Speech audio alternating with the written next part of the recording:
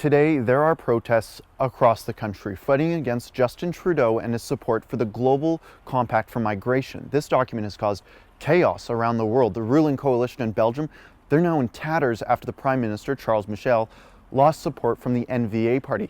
That's just one country that's joining the growing list of European nations who are saying no to this globalist compact. Outside of Europe, we have the United States, Israel, and Australia.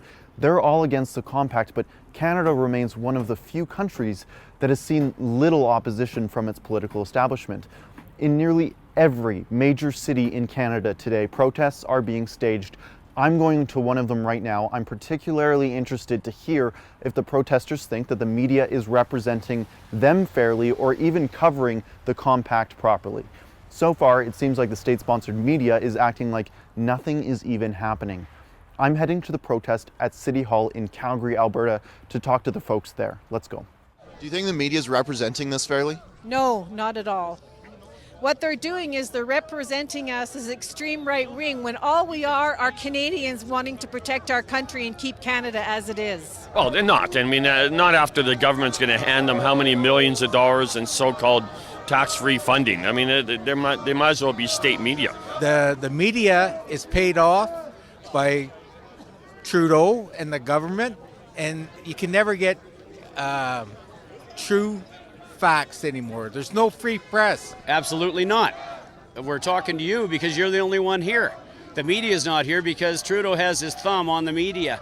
All the mainstream media, they're not here. No, absolutely not. There'd be thousands of people here if it was on the news and people knew about it.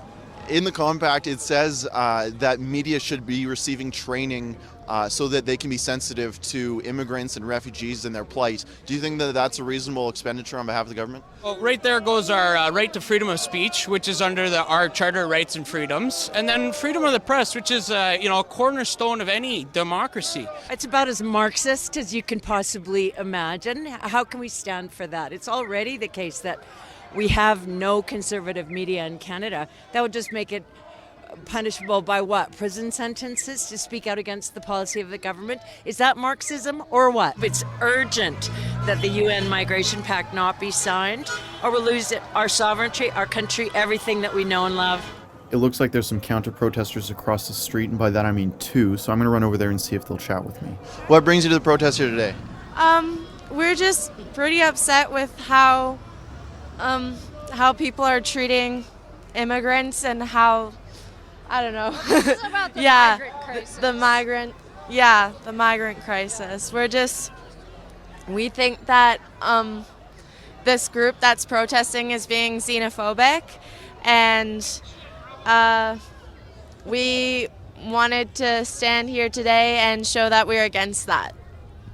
So you support open borders? Yes. It's about helping people. So, I mean, it's really tough when you get down to the details of how that would work and what that would look like, but I think... Have you read it?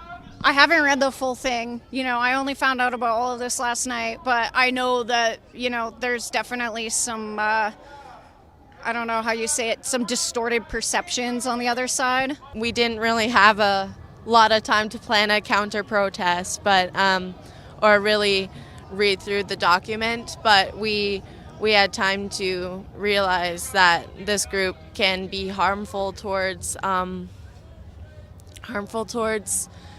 migrants and people who are considered others, or that It seems like they weren't entirely sure what they were protesting exactly, but on the whole, it was an amazing demonstration. At one point, the crowd started cheering for the rebel because we were the only media covering the protest.